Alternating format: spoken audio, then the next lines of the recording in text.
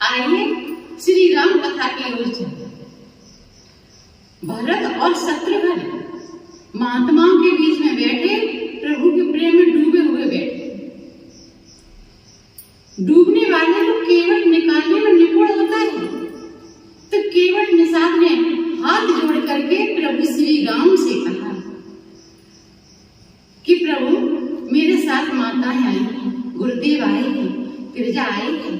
तो देखिए क्या कह रहे हैं निषाद राज केवट। नाथ साथ मुनि नाथ के मात सकल पुर लोग, और सेनक सचिव सब आए बिकल वियोग, आए बिकल वियोग। प्रभु मेरे साथ माताएं आई हैं, गुरुदेव आए हैं, सेनक सचिव सब आए बिकल वियोग, पूरी प्रजा आई है। प्रभु श्री राम आनंदित होने लगे कि माताएं आई हैं, गुरुदेव आए हैं, चलो चलो माताओं से चल करके मिलता हूँ। और प्रभु श्री राम ने शत्रुघ्न को सीता जी की सुरक्षा में छोड़ा और चल दिए भरत और लक्ष्मण को साथ लेकर के। तो देखिए प्रभु श्री राम सबसे पहले प्रजा से मिले थे। पूरी प्रजा को ऐसा लग रहा है कि पहले राम हमसे मिले हैं, पहले हमारे युवराज राम हमसे मिले हैं। पूरी प्रजा को ऐसा लग रहा है, पूरी प्रजा आनंदित हो रही है।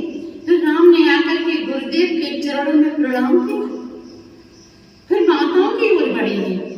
सबसे पहले केकई माँ के चरणों में प्रणाम किया है राम ने और कहा माँ आप संकोच को त्याग दीजिए, इसमें आपका कोई दोष नहीं। फिर सुमित्रा मैया के चरणों में प्रणाम किया और अपनी कौशल्या मैया जननी को अंक में ढाल दिया। सभी आनंदित हो रहे हैं। जब प्रभु श्री राम पूरी प्रजा को साथ लेकर के माताओं को जहां पर्णकुटी में सीता जी विराजमान है वहां पहुंचे, सीता जी ने तीनों सासुओं के चरणों में प्रणाम किया और जैसे सीता जी ने तीनों सासुओं पर दृष्टि डाली, श्वेत वस्त्रों में सासुओं को देखा तो सीता जी बिकल उठी। यहाँ पर मानस का दर्शन करा रहे हैं।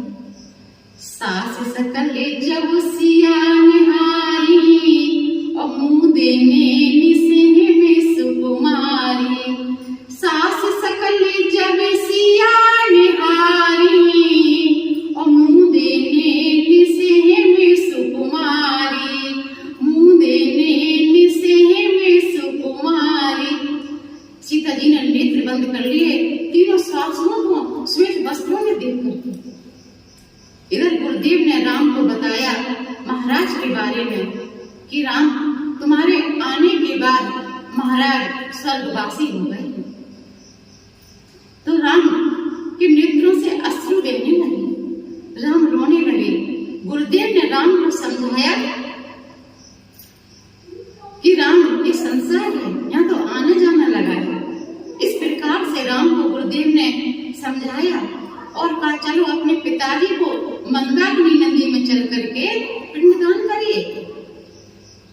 तो राम को साथ लेकर के गुरुदेव पिंडदान करने के लिए चल दिए।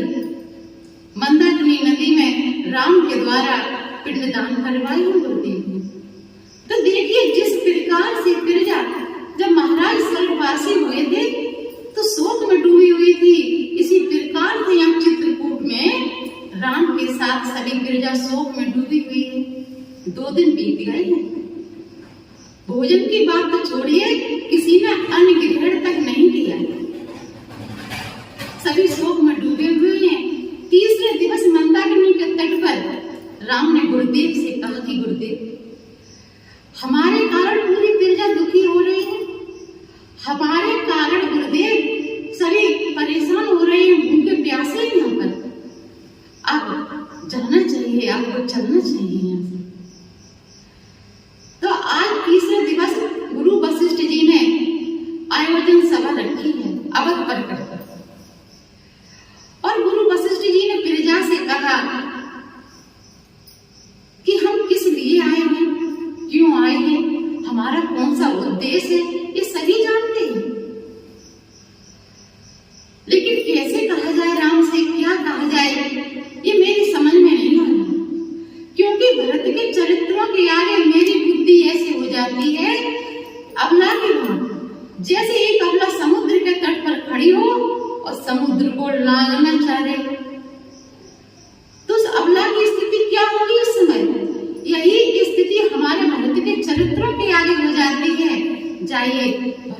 बुलाइए और भरत जी कुछ कहिए।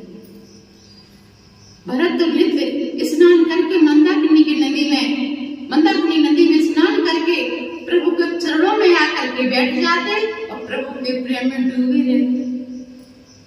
भरत को बुलाया। भरत से गुरु वशिष्ठ जी ने कहा कि भरत, हम किस उद्देश्य से आए हैं, क्यों आए, किस लिए आए, सभी जानते हैं, लेकिन राम से क्या कहा जाए ये तुम ही कहिए। भरत जी ने कहा कि गुरुदेव, हमारे यहाँ अभी तक जितने भी राजा हुए हैं, जितने हमारे पूर्वज राजा हुए हैं, सभी को राजनीतियां आपने सिखाई हैं, सभी को राजनीति का उपदेश आपने दिया है, और आप मुझसे कह रहे हो, आप तो ब्रह्मा जैसी दूसरी सृष्टि रचने में सामर्थ्यवान हो गुरुदेव, तो आप मुझसे कह रहे हो। गुरुदेव ने कहा, भरत, तुम्हारे प्रेम के आगे हमारी बुद्धि उस अबला की बहुत हो जाती है।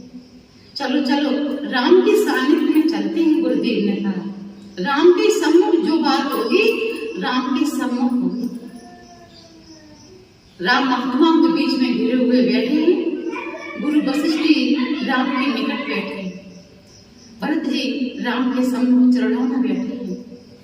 शत्रुघ्न बैठे हैं, सभी बैठे हैं, सभी आनंदित हो रहे हैं। गुरुदेव ने कहा कि राम, हम किस लिए आए, क्यों आए, ये तुम अच्छी तरह जानते हो, हमारा क्या उद्देश्य है राम तुम्हें अच्छी तरह जानते हो। अब क्या किया जाए ये राम तुम ही बताइए। देखिए पूरी बात राम के ऊपर आ गई।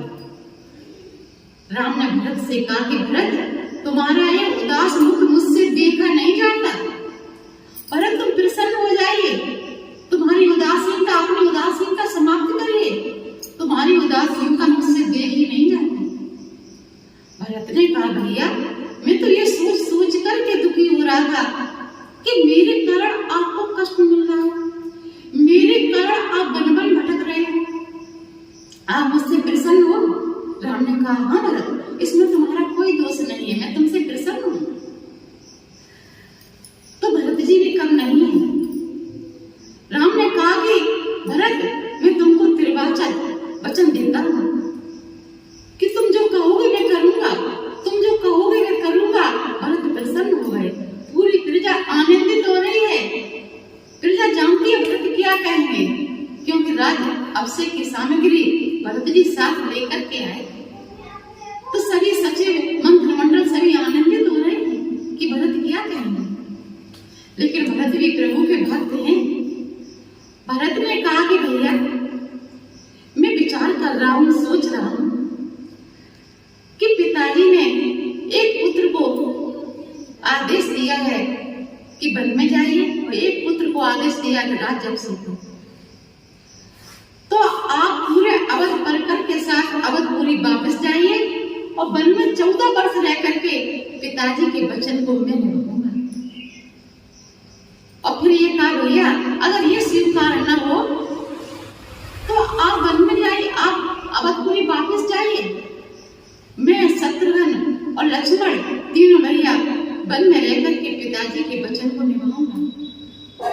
अगर भैया ये भी स्वीकार न हो तो आप लक्ष्मण और शत्रुघ्न को वापस अवधपुरी भेज दीजिए और 14 वर्ष आपके चरणों में बैठ करके मैं आपकी सेवा करूंगा।